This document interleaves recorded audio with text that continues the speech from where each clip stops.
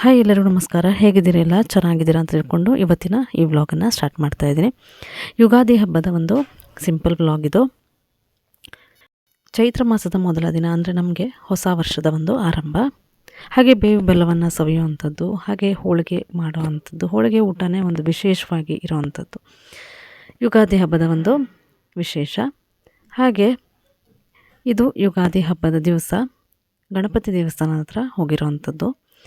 ಗಣಪತಿ ದೇವಸ್ಥಾನ ಕೆರೆಯ ಪಕ್ಕದಲ್ಲೇ ಇರುವಂಥದ್ದು. ಸೊ ನಮ್ಮೂರಿನ ಒಂದು ವಿಶೇಷವಾದ ಒಂದು ಆಕರ್ಷಣೆ ಕೂಡ ಹೌದು.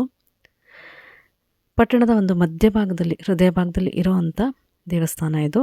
ಐತಿಹಾಸಿಕ ದೇವಸ್ಥಾನ ಕೂಡ ಹೌದು. ಈಗಾಗಲೇ ಒಂದು ವ್ಲಾಗನ್ನು ಅಪ್ಲೋಡ್ ಮಾಡಿದ್ದೀನಿ. ಇದು ಗಣಪತಿ ದೇವಸ್ಥಾನದ ಮುಂಭಾಗ ಆವರಣದಲ್ಲಿ ಹಬ್ಬದ ದಿವಸ. ಹಾಗೆ ನಮ್ಮೂರಿನ ವಿಶೇಷ, ಯುಗಾದಿ ಹಬ್ಬದ 2 ದಿನದ ನಂತರ ರಥೋತ್ಸವ ಕೂಡ ನಡೆಯುತ್ತೆ.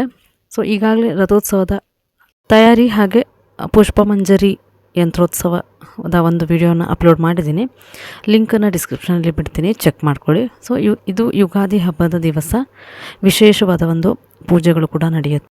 ಯುಗಾದಿ ಹಬ್ಬದ ದಿನದಿಂದನೂ ಕೂಡ ರಥೋತ್ಸವದ ತಯಾರಿಗಳು ಹಾಗೆ ಒಂದಿಷ್ಟು ಧಾರ್ಮಿಕ ವಿಧಿವಿಧಾನಗಳು ಕೂಡ ನಡೀತಾ ಇರುತ್ತೆ. ಸೊ ನಾನು ಇಲ್ಲಿ ಬಂದುಬಿಟ್ಟು ದೇವರಿಗೆ ಕೈ ಮುಗಿದ್ಬಿಟ್ಟು ತೀರ್ಥ ಪ್ರಸಾದವನ್ನು ತಗೊಂಡು ಹಾಗೆ ಅಲ್ಲಿಂದ ನಾವು ಒಂದಿಷ್ಟು ಪೂಜೆಗಳನ್ನೆಲ್ಲ ನೋಡಿಬಿಟ್ಟು ಹೊರಟ್ವಿ. ಇದು ದೇವಸ್ಥಾನದ ಆವರಣ, ಕೆರೆ ಹೇಳಿದ್ನಲ್ಲ. ಸೊ ಈ ಸೈಡಿಂದ ಈ ಥರ ಕಾಣುತ್ತೆ. ಸೊ ಒಂದು ಸುಂದರವಾದ ಒಂದು ಪ್ರಕೃತಿಯ ಸೌಂದರ್ಯದ ಮಧ್ಯದಲ್ಲಿ ಇರುವಂಥ ಈ ದೇವಸ್ಥಾನ ಐತಿಹಾಸಿಕ ದೇವಸ್ಥಾನ ಕೂಡ ಹೌದು. ಹಾಗೆ ಯುಗಾದಿ ಹಬ್ಬ ಅಂತಂದರೆ ರಂಗೋಲಿ, ತೋರಣ, ಪೂಜೆ ಮಾಡುವಂಥದ್ದು, ಹಾಗೆ ವಿಶೇಷವಾಗಿ ಒಂದು ಊಟ, ಹುಳಿ, ಸಿಹಿ, ಖಾರ, ಒಗರು ಎಲ್ಲ ಇರುವಂಥ ಒಂದು ಹಬ್ಬದ ಊಟ ಕೂಡ ಹೌದು. ವಿಶೇಷವಾಗಿ ಹೋಳಿಗೆ ತುಪ್ಪವನ್ನು ಸವಿಯುವಂಥದ್ದೇ ಒಂದು ಸಂಭ್ರಮ ಈ ಹಬ್ಬದ. ಹಾಗೆ ಈ ಒಂದು ರೆಸಿಪಿಗಳನ್ನು ಕೆಲವೊಂದು ರೆಸಿಪಿಗಳ ವಿಡಿಯೋನ ನನ್ನ ರೆಸಿಪಿ ಚಾನಲ್ಗಳಲ್ಲಿ ಅಪ್ಲೋಡ್ ಮಾಡಿದ್ದೀನಿ. ಅದರ ಲಿಂಕನ್ನು ಇಲ್ಲಿ ಡಿಸ್ಕ್ರಿಪ್ಷನಲ್ಲಿ ಬಿಡ್ತೀನಿ, ಚೆಕ್ ಮಾಡ್ಕೊಳ್ಳಿ. ಸೊ ಸಿಂಪಲಾದ ಒಂದು ಕೋಸಂಬರಿ, ನುಗ್ಗೆಕಾಯಿ ಪಲ್ಯ, ಬಟಾಣಿ ಕಾಳು ಹಾಕಿ ಒಂದು ಗಸಿ, ಮೆಣಸಿನಕಾಯಿನ ಬೋಂಡ, ಹಾಗೆ ಮಾವಿನಕಾಯಿ ಚಿತ್ರಾನ್ನ, ಹೋಳಿಗೆನ ಮಾಡಿದ್ದೆ.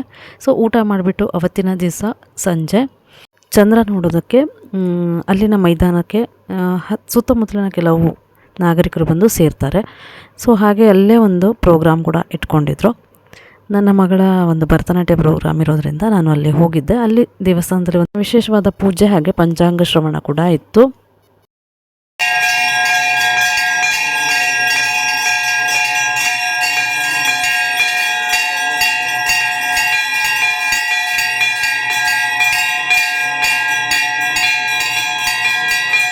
ಪೂಜೆ ಮುಗಿಸ್ಬಿಟ್ಟು ಮೈದಾನ ಹತ್ರ ಬಂದ ಮೇಲೆ ಅಲ್ಲಿ ಅವರು ಒಂದು ವಿಶೇಷವಾದ ಒಂದು ಕಾರ್ಯಕ್ರಮವನ್ನು ಆಯೋಜಿಸಿದರು. ಬೇವು ಬೆಲ್ಲವನ್ನು ಹಂಚ್ತಾ ಇದ್ದರು. ಹಾಗೆ ಮಂಡಕ್ಕಿ, ಕಬ್ಬಿನ ಹಾಲು ಇವನ್ನೆಲ್ಲ ಕೂಡ ಬಂದಂಥ ಎಲ್ಲ ಸಾರ್ವಜನಿಕರಿಗೆ ಕೂಡ ಅವರು ಅಲ್ಲಿ ಹಂಚ್ತಾ ಇದ್ದರು. ಸೊ ಇದೊಂದು ವಿಶೇಷವಾದ ಕಾರ್ಯಕ್ರಮ ಅಂತ ನನಗೆ ಅನಿಸಿದ್ದು. ಇದು ಒಂಥರ ವಿಶೇಷವಾಗಿ ಅಂತ ಅನಿಸಿತ್ತು. ಸೊ ಹಬ್ಬ ಮುಗಿಸ್ಬಿಟ್ಟು ಸಂಜೆ ಹೊತ್ತಲ್ಲಿ ಒಂದು ವಿಶೇಷವಾದ ಒಂದು ಸಂಭ್ರಮ. ಸೊ ಮಂಡಕ್ಕಿ, ಖಾರ ಹಾಗೆ ಕಬ್ಬಿನ ಹಾಲು, ಹಾಗೆ ಮೊದಲಿಗೆ ಪ್ರಾರ್ಥನೆ ಗೀತೆಯೊಂದಿಗೆ ಪ್ರೋಗ್ರಾಮ್ ಕೂಡ ಸ್ಟಾರ್ಟ್ ಆಯಿತು. ಹಾಗೆ ನನ್ನ ಮಗಳ ಒಂದು ಕಾರ್ಯಕ್ರಮ ಕೂಡ ಇರೋದರಿಂದ ನೋಡಿಬಿಟ್ಟು ನಾವು ಹಾಗೆ ಹೊರಟ್ವಿ. ಸೊ ಭರತನಾಟ್ಯ ಪ್ರೋಗ್ರಾಮ್ ಕೂಡ ತುಂಬಾ ಚೆನ್ನಾಗಾಯಿತು. ಹೀಗೆ ಯುಗಾದಿ ಹಬ್ಬ ಅನ್ನುವಂಥದ್ದು ಒಂದು ವಸಂತ ಋತುವಿನ ಆಗಮನ ಅಲ್ವಾ.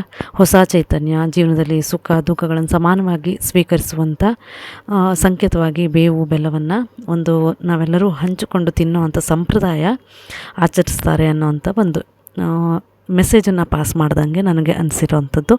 ಈ ಬೇವು ಬೆಲ್ಲನ ಪ್ರತಿಯೊಬ್ಬರು ಹಂಚಿ ತಿಂದು, ಹಾಗೆ ಮಕ್ಕಳಿಗೆ ಕೂಡ ಇದರ ಬಗ್ಗೆ ಒಂದಿಷ್ಟು ಮಾಹಿತಿಗಳು ಕೂಡ ಗೊತ್ತಿರಬೇಕು. ಹಬ್ಬ ಅಂದರೆ ಏನು, ಯಾವ ಹಬ್ಬ ಯಾವ ಥರ ಆಚರಿಸ್ತಾರೆ ಅನ್ನುವಂಥದ್ದು ಕೂಡ.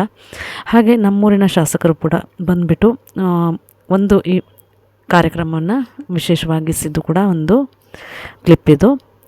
ಹಾಗೆ ಹಬ್ಬದ ದಿವಸ ಚಂದ್ರ ಕಾಣಲಿಲ್ಲ. ನೆಕ್ಸ್ಟ್ ಡೇ ಚಂದ್ರನ ದರ್ಶನ ಕೂಡ ಆಯಿತು. ಯುಗಾದಿ ದಿವಸ ಚಂದ್ರನನ್ನು ನೋಡುವಂಥದ್ದು ಕೂಡ ಹೊಸ ವರ್ಷದಲ್ಲಿ ಸುಖ, ಶಾಂತಿ, ಸಮೃದ್ಧಿಯನ್ನು ತರುತ್ತೆ ಅನ್ನುವಂಥ ನಂಬಿಕೆ. ಮನಸ್ಸಿನಲ್ಲಿ ಶುದ್ಧತೆ, ಬುದ್ಧಿವಂತಿಕೆಯನ್ನು ಹೆಚ್ಚಿಸುತ್ತೆ. ಹಾಗೆ ಹಿಂದಿನ ಪಾಪವನ್ನು ಕಳೆದ್ಬಿಟ್ಟು ಶುಭ ಫಲಗಳನ್ನು ನೀಡುತ್ತೆ. ಹಾಗೆ ಚಂದ್ರನ ಆಕಾರ ಆ ವರ್ಷದಲ್ಲಿ ಹೇಗಿದೆ ಅಂತ ನೋಡಿಬಿಟ್ಟು ಈ ವರ್ಷ ಮಳೆ ಬೆಳೆ ಹೇಗಾಗತ್ತೆ ಅನ್ನುವಂಥ ಭವಿಷ್ಯವನ್ನು ಊಹಿಸುವಂಥ ಸಂಪ್ರದಾಯ ಕೂಡ ಇದೆ ಅಂತ ಹೇಳ್ತಾರೆ. ಸೊ ಇದಿಷ್ಟು ಇವತ್ತಿನ ಈ ಯುಗಾದಿ ಹಬ್ಬದ ಒಂದು ಬ್ಲಾಗ್. ಇಷ್ಟ ಆದರೆ ಒಂದು ಲೈಕ್, ಶೇರ್ ಮಾಡೋದನ್ನು ಮರಿಬೇಡಿ. ಹಾಗೆ ಹೊಸ ವ್ಯೂವರ್ಸ್ ನನ್ನ ಚಾನಲ್ನ ಸಬ್ಸ್ಕ್ರೈಬ್ ಮಾಡಿ. ಮತ್ತೊಂದು ಹೊಸ ವಿಡಿಯೋ ಜೊತೆಗೆ ನಿಮ್ಮನ್ನು ಮತ್ತೆ ಭೇಟಿಯಾಗ್ತೀನಿ.